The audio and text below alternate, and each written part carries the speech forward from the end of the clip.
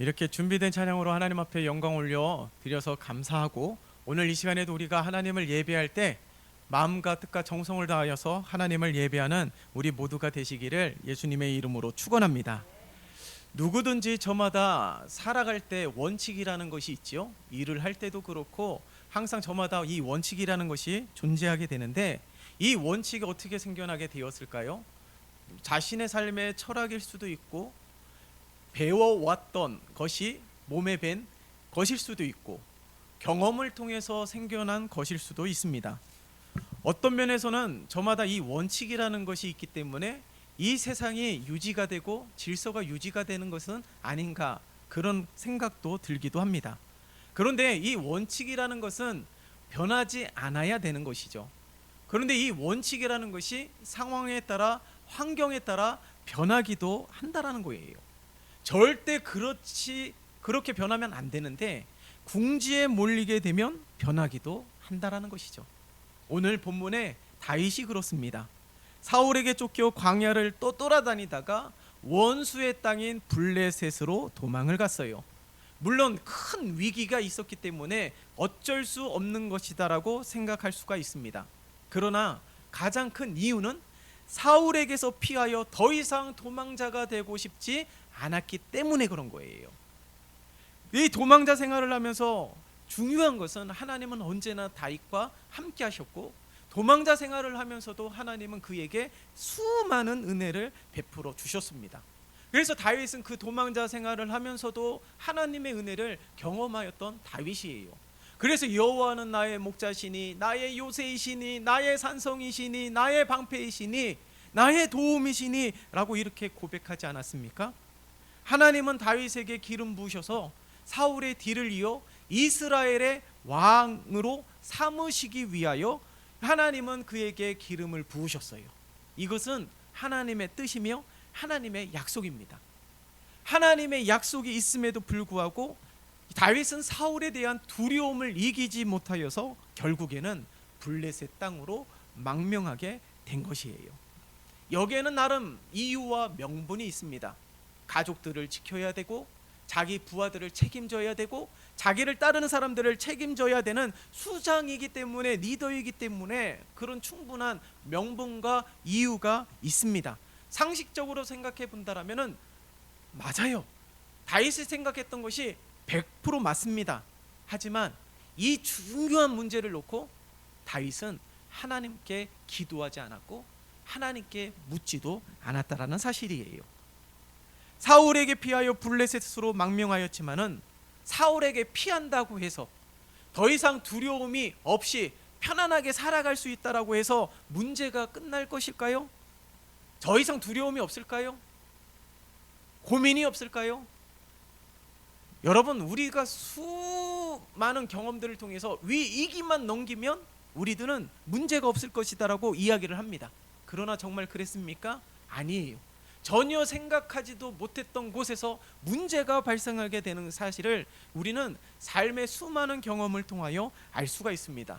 더구나 이스라엘과 이 블레셋의 관계는요, 앙숙이에요. 적대적 관계입니다. 그런데 이 이스라엘의 대장군이 다윗이 망명하게 된 놀라운 사건이 벌어지게 된 것입니다. 적대국에서 이름 있는 장수를 받아준 까닭이 무엇일까요? 두 팔 벌리고 그를 받아준 것이 아닙니다. 물론 다윗이 인재이기 때문에 그럴 수도 있습니다. 그러나 그것이 이유가 되지 못해요.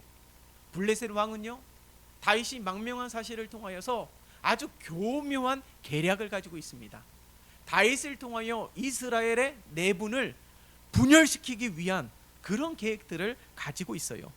그래서 이 블레셋은 이스라엘을 정복하고자 하는 야망을 버리지 않고, 이 블레셋의 용병의 수장으로 다윗을 세워서 이스라엘을 공격하고자 하는 야망을 가지고 있습니다.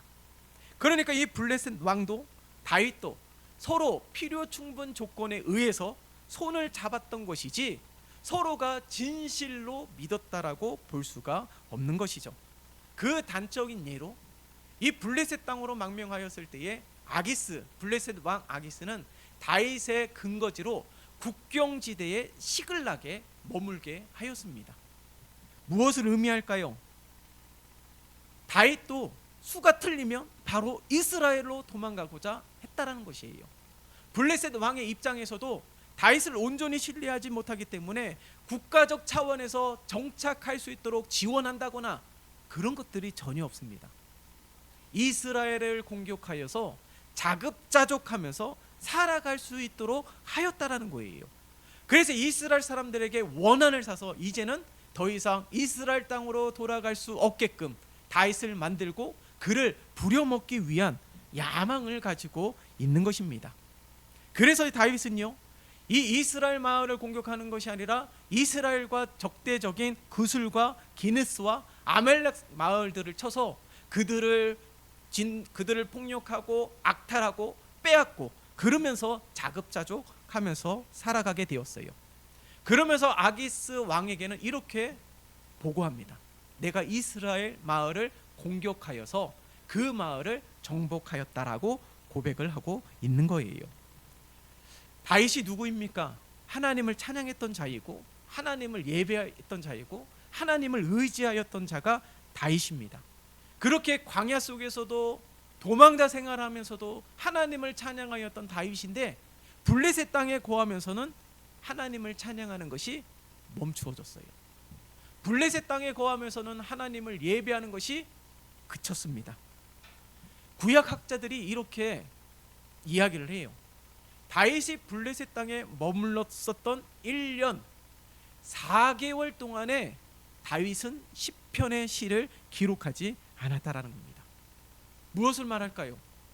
다윗이 블레셋 땅에 거하고 있을 때 하나님과 교통하고 교제하는 일들을 행하지 않았음을 단편적으로 보여주고 있는 겁니다. 도망자 생활하면서도 하나님과 끊임없이 교제하였던 다윗인데 블레셋 땅에서 마음의 무거운 집은 내려놓았을지언정 하나님과 교통함이 없었다라는 거예요. 하나님을 찬양하는 것이 없었고 하나님을 예배하는 것이 없었다라는 사실을 단편적으로 보여주고 있는 것이죠. 악한 영들은요, 우리를 날마다 넘어뜨리려고 합니다. 그렇기 때문에 악한 영이 가득한 곳에서는 하나님을 예배하고 찬양하며 하나님을 의지하며 믿음으로 살아간다라는 것은 결코 쉽지가 않습니다. 새로운 한 해가 되었지만은 우리는 작년과 크게 다르지 않는 삶을 살아가고 있어요. 왜냐하면 작년에 하던 일들을 계속해서 하고 있기 때문에. 그런데 우리가 영적으로 치열하게 살아가고 있는 것은 변하지 않는 사실입니다. 보이지 않는 이 악한 영들과 싸우는 영적 전쟁을 올해도 치열하게 우리는 행하고 살아가고 있습니다. 자녀들은 자녀들대로, 청년들은 청년들대로, 성도들은 성도들대로 여러 가지 수많은 영적 전쟁을 치열하게 살아가고 있습니다. 그럼에도 불구하고 우리가 지난 한 주 동안에 살펴보세요. 그렇게 치열하게 살아가고 있는 가운데 진정한 우리의 힘을 공급받아야 되는 분이 하나님이신데 하나님과 교통하기를 힘썼습니까? 하나님을 얼마나 의지하셨습니까? 하나님께 기도하셨습니까? 큐티하셨습니까? 하나님의 말씀을 묵상하셨습니까? 이렇게 믿음으로 살아간다는 것은 쉽지가 않습니다. 다윗은요, 잠깐의 위기를 넘기고자 하는 방편으로 블레셋 땅으로 망명하였지만은 결코 짧지 않은 시간을 보냈습니다. 이 블레셋 땅에서는 온전히 살아가기 위해서는 왕의 인정을 받아야 했기에 원치 않는 일을 하면서 점점 변해가는 다윗, 그 다윗을 스스로 발견하지 못하였다라는 거예요. 다윗은 하나님의 사람이에요. 선한 영향력을 끼치며 세상의 빛과 소금의 역할을 감당해야 되는 사람이 다윗입니다. 그런데 오히려 세상을 거룩하게 변화시키는 것이 아니라 다윗은 자신도 알지 못하는 사이에 서서히 블레셋화 되었다라는 사실이에요. 거룩의 열망으로 선한 영향을 끼치는 것이 아니라 다윗은 세속화가 되었습니다. 보세요. 앞서서도 다윗은 하나님 앞에 정직한 자였지만은 블레셋 왕에게는 거짓말을 하지 않습니까? 이스라엘 마을을 공격한 것이 아니라 이스라엘과 적대적인 마을 부족을 공격하였음에도 불구하고 이스라엘을 공격하였다라고 거짓말을 하였습니다. 한 번의 거짓말은 어려울 수도 있어요. 그러나 한 번의 거짓말은 두 번의 거짓말을 하기가 쉽습니다. 정직한 자는요 항상 떳떳합니다. 근데 항상 거짓을 말하는 자들은 항상 무언가 숨기기 때문에 마음이 떳떳하지가 않아요. 지금 다윗이 그런 모습입니다. 뿐만 아니라 이 다윗이 세속화되었다라는 증거가 무엇일까요? 다윗은 선한 자였지만은 폭력자가 되었다라는 거예요. 악탈하고 빼앗는, 살육하고 그런 폭력자가 된 이 다윗의 모습이 오늘 성경 속에 기록이 되어 있습니다. 마치 자신이 하나님의 군대를 대적하였던 그 부족들을 하나님을 대신하여 심판하는 양 착각하고 있습니다. 이것이 거룩한 하나님의 일이라고 착각하고 있다라는 것이에요. 그러나 분명한 것은 이 전쟁은 하나님이 허락하신 전쟁이 아니라는 거예요. 다윗이 블레셋 땅에서 살기 위해 필요에 의해서 한 전쟁이라는 사실이 분명하게 성경은 증거하고 있습니다. 이것이 서서히 블레셋화되고 세속화되어져 가고 있는 다윗의 모습을 성경에서는 고스란히 증거하고 있어요. 그뿐만이 아니에요. 하나님 중심이었던 이 다윗이 이제는 물질 막는 주의자가 되었습니다. 처음에 이 블레셋 땅으로 망명한 가장 큰 이유는 사울에 대한 두려움 때문이었어요. 그래서 이 가족과 부하들, 자신을 따르는 사람들을 책임지기 위한 명분이 있었습니다. 먹을 것이 없어서 나발에게 음식을 구하였던 다윗의 삶이 사무엘상 25장에 기록되고 있지 않습니까?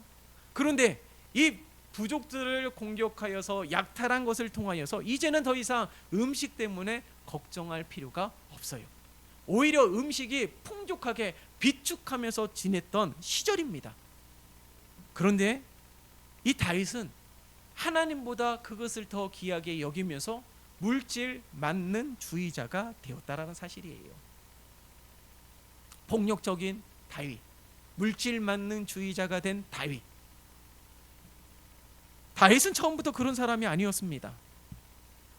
이 돈이라는 것이 맛을 본 사람들은 돈의 맛을 경험을 하였기 때문에 그것이 얼마나 유익하고 좋은지에 대하여 뼈저리게 경험하고 있습니다. 그래서 수많은 사람들이 그렇게 조금이라도 모으고 쌓기 위하여 그렇게 수고하고 있는 것 아니겠습니까?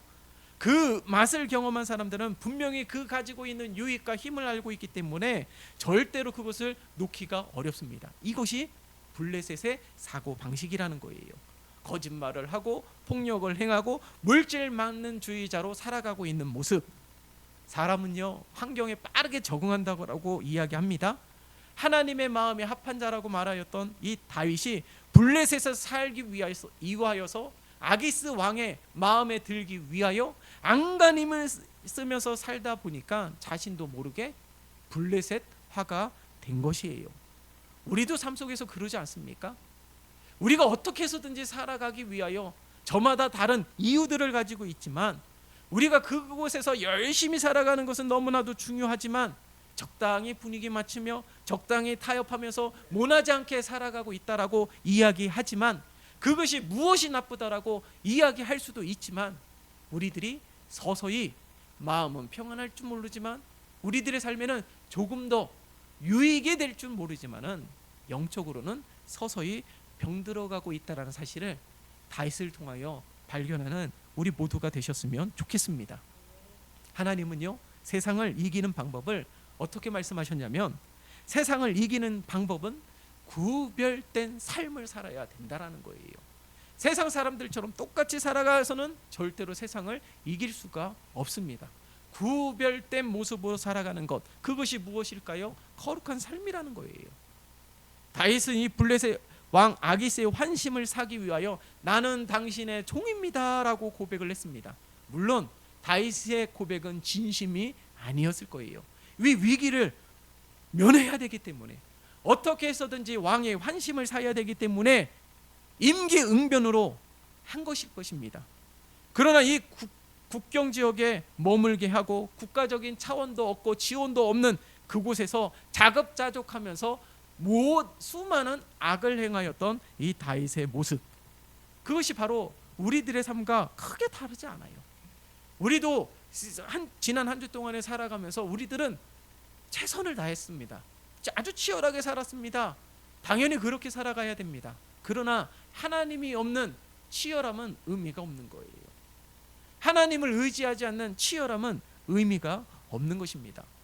다윗처럼 내가 모르는 사이에 영적으로는 병이 들어가고 있고, 내가 모르는 사이에 나는 거룩화되고 하나님의 거룩한 자녀가 되며 하나님을 닮아가는 자 되는 것이 아니라 서서히 세속화되고 있다는 거예요. 그 가치와 그 방법이 이제는 신앙의 주가 되어서 착각하고 살아가고 있는 모습을 우리는 기억해야 되는 것입니다. 사단은요, 이렇게 우리를 유혹하고 우리를 넘어뜨리려 해요. 예수님을 보세요. 광야에서도 예수님에게 가장 필요한 것이 무엇이에요? 금식하셨기 때문에 음식이 가장 필요한 것을 알았습니다. 그래서 돌들로 떡이 되라고 이야기하고 성전 꼭대기로 데리고 가셔서 세상을 보여주면서 그 세상에 대한 그 맛을 조금 보게 하시고, 세상을 보여주면서 이 모든 기득권을 누리게 하시겠다라는 그 맛을 조금 보여주어서 이 예수님을 유혹하였습니다. 그러나 이 사단이 그러한 모습으로 우리를 공격하고 있다는 거예요. 조금의 성공의 맛을 보게 되면, 조금의 기쁨의 맛을 보게 되면 그 맛을 잊을 수가 없는 것이죠. 그것이 나에게 유익이 되고 위안이 되기 때문에. 그러나 그것을 통하여 사단은 우리를 종이 되게 합니다. 하나님을 완전히 등지게 하고 하나님 없는 삶을 살아가게 한다는 사실을 우리는 잊으면 안 되는 거예요. 그렇기 때문에 우리들은 오늘 이 다윗의 모습이 우리들의 모습일 수도 있습니다. 나는 그렇지 않다라고 하지만은 우리는 분명히 언젠가는 분명한 선택을 하게 될 때가 분명하게 올 것이에요. 하나님은 우리들에게 이렇게 말씀하셨습니다. 재물과 하나님을 동시에 섬길 수 없음을. 이 말은 무슨 말일까요? 언젠가는 분명하게 선택해야 될 때가 온다라는 사실이에요. 오늘 다윗이 바로 그렇습니다. 다윗은 바로 그 때를, 무언가를 선택해야 될 때가 오늘 다윗에게 왔어요. 블레셋은 이스라엘에게 크게 패한 경험이 있기 때문에 대대적으로 전쟁을 준비하면서 이스라엘을 정복하고자 했습니다. 더구나 이스라엘의 명장인 다윗이 자신의 편이기 때문에 이 분명히 이스라엘은 사기가 무너질 것이고, 그로 인하여 이스라엘은 정복할 수 있다라는 기대를 했기 때문에 전쟁을 준비하였어요. 그리고 그 선봉장에는 누구를 세웠을까요? 다윗이 서기를 원했습니다. 그런데 다윗이 어떤 사람이에요? 이스라엘의 왕이 될 자입니다. 그런데 자신의 조국을 무너뜨리는 일들에 가장 앞장을 선다라는 것은 매국노가 될 수 있는 길이에요. 엄청난 사건입니다. 물러날 수도 없는 상황에 모면에 있는 이 다윗을 볼 수가 있는 것이죠. 이럴 때에 다윗은 어떻게 할 수가 없어요. 할 수 있는 방법이 없습니다. 그런데 성경을 보세요. 하나님이 어떻게 개입하시고 하나님이 어떻게 간섭하셨는지. 왕은 다윗을 신뢰하였지만은 블레셋의 방백들은 여전히 다윗을 의심하였습니다. 그가 마음을 돌이켜서 한다라면은 우리는 또다시 전쟁에 패하게 될 것이다라는 거예요. 이 전장에 다윗은 참여할 수 없다라는 겁니다. 방백들이 강력하게 요구했기 때문에 왕은 어쩔 수가 없이 다윗을 돌려보내게 되었어요. 다윗은 이 전장에 선봉장으로 쓰고 싶은 마음이 조금도 없었습니다. 근데 어쩔 수 없는 상황이기 때문에 전장에 함께 무리에 속해 있었지만은 하나님께서는 하나님의 약속을 성취하기 위하여 다윗이 실수로, 다윗이 자신의 욕심으로 블레셋 땅으로 망명하고 그 순간에 블레셋화가 되었던 다윗이지만 잠시 하나님과 교제하였던 이 모든 순간들이 멈추어진 다윗이지만 하나님은 그의 삶 가운데 개입하시고 간섭하셔서 다윗이 그 전장에 함께 하지 아니하도록 하나님께서 도우셨다는 거예요. 하나님은 이렇습니다. 우리가 하나님 없는 것처럼 살아가고 있고 우리가 날마다 수많은 죄와 허물들을 가득 쌓아서 하나님의 마음을 아프게 하지만 하나님은 여전히 우리와 함께 하십니다.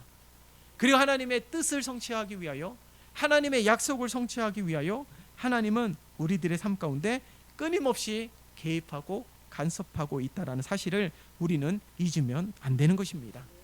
여기서 우리가 중요한 것은요, 다윗은 아무것도 한 게 없어요. 다윗이 어떤 노력도 한 게 없습니다. 하나님이 역사하신 것인데, 우리가 이 본문 속에서 다윗의 모습에 주목해야 될 것은 그가 아무것도 하지 아니하고 하나님의 역사를 기다렸다라는 거예요. 여러분, 우리도 진퇴양난의 위기 속에 있습니다. 그런 상황이 있을 수도 있습니다. 우리가 무엇을 해야 되는지 인맥도 없고 배경도 없고 뾰족한 방법이 없는 그 순간에 우리는 무엇을 해야 될까요? 오늘 다윗을 통하여 발견해야 되는 거예요. 그때 내가 무언가 해보기 위하여 얕은 지혜로 얕은 것을 통하여 한다라면 더 문제가 커질 거예요. 우리는 그 순간에 어떻게 해야 되냐면 잠잠히 기다리며 하나님의 도움을 간구하는 것입니다. 하나님이 개입하시도록 이 상황 가운데 간섭하셔서 하나님이 이 모든 상황을 역사해 주시도록 하나님 앞에 간구하는 우리 모두가 되어야 될 줄 믿습니다. 그렇다면 하나님은 도저히 생각하지 못했던 방법으로 역사하실 거예요. 이스라엘 백성들이 음식이 없다고 원망하였을 때에 하나님은 약속하신 대로 하늘에서 만나를 허락해 주셨습니다. 하나님의 은혜 없이는 살아갈 수 없음을 우리들에게 말씀하고 있는 거예요. 정작 우리들이 힘들 때 어떻게 해요? 하늘을 바라보며 하나님께 도움을 간구해야 된다라는 것입니다. 도움을 간구하며 하나님은 그 문제를 해결해 주시고 역사해 주심을 우리들에게 말씀하고 있다라는 사실, 그것을 우리는 기억해야 되는 것이에요. 다윗은 위기를 넘기고자 이 자신들의 이 이스라엘 땅에 거하는 것이 아니라 블레셋 땅에 거하였다는 것은 하나님이 인도하신 것이 절대로 아니에요. 하나님이 우리의 목자이시기 때문에 날마다 우리를 푸른 초장으로 인도하십니다. 그러나 푸른 초장의 블레셋이 될 수가 없는 거예요. 왜냐하면 하나님이 인도하신 곳이 아니기 때문에, 하나님의 기쁨이 되고자 노력한 것이 아니기 때문에 그렇습니다. 다윗은요, 예배자예요. 마찬가지입니다. 우리는 하나님을 예배하는 예배자입니다. 우리는 하나님의 거룩한 백성들입니다. 그렇기 때문에 우리들이 거하고 있는 모든 곳에서 우리들은 언제나 하나님을 닮아가기를 위하여 힘써야 되는 것이에요. 두 주인을 섬길 수가 없습니다. 주일에는 하나님을 주인으로 섬기고 나머지 6일 동안에는 세상을 주인으로 섬길 수 있는 것은 절대로 살아갈 수가 없는 거예요. 오늘 다윗의 삶을 보세요. 이중적인 삶이 매력적으로 보였습니까? 다윗의 이중적인 삶이 진정한 다윗의 도움이 되었습니까? 그렇지 않습니다. 오히려 자신의 발목을 잡았어요. 오히려 하나님과 더 멀어지는 삶이 되었습니다. 이중적인 삶은 결코 우리들의 삶에 유익이 되지 않아요. 우리들이 지금 어디에 거하고 있습니까? 혹 다윗처럼 블레셋에 거하고 있는 것은 아닙니까? 혹 다윗처럼 이 블레셋에서 발버둥 치면서 살아가고 있는 것은 아닙니까? 그러나 그것이 나에게 절대로 유익이 되지 않음을 우리가 발견하면서 진정으로 우리가 어떠한 모습으로 살아가야 되는지를 오늘 말씀을 통하여 발견하는 우리 모두가 되셨으면 좋겠습니다. 내가 거하고 있는 곳이 블레셋이라 할지라도 하나님을 향하는 삶이 되세요. 내가 거하고 있는 곳이 블레셋이라 할지라도 이중적인 모습으로 타협하며 살아가는 것이 아니라 그 순간에 내가 아무것도 할 수 없다라고 여겨진다라면은 나의 능력이 되시고 도움이 되시고 나의 힘이 되시는 하나님께 도움을 간구하는 우리 모두가 되시기를 바랍니다. 내가 거하고 있는 블레셋이라 할지라도 여전히 하나님을 예배하는 자가 되시기를 바랍니다. 그렇게 하나님의 인도함을 받고 진퇴양난의 위기 속에서 하나님은 개입하시고 간섭하셔서 역사하시는 하나님의 은혜를 모두가 경험하고 누리는 복된 삶이 되시기를 예수님의 이름으로 축원합니다. 살아계신 하나님 아버지, 감사합니다. 다윗과 같이 진퇴양난의 위기 속에서 하나님은 우리들과 여전히 함께 하셨기에 하나님은 개입하시고 간섭하여 하나님의 뜻을 이루고 하나님의 약속이 성취되게 하시는 삶을 다윗을 통하여 보여주셨습니다. 하나님, 우리가 거하고 있는 세상이라 할지라도 세속화되어지는 것이 아니라 여전히 하나님을 향하는 삶이요, 여전히 하나님을 예배하는 삶이요, 여전히 하나님을 의지하는 삶으로 하나님을 닮아가는 우리 모두가 되게 도와주시옵소서. 정작 내가 아무것도 할 수 없다라고 여겨질 때에 눈을 들어 하나님을 바라보게 도와주시고 하나님께 도움을 간구하는 자 되게 도와주시옵소서. 그리하여 전혀 생각하지 못했던 방법으로 도우시는 하나님의 은혜를 누리는 우리 모두가 되게 축복하여 주시옵소서. 예수 그리스도의 이름으로 기도드리옵나이다. 아멘.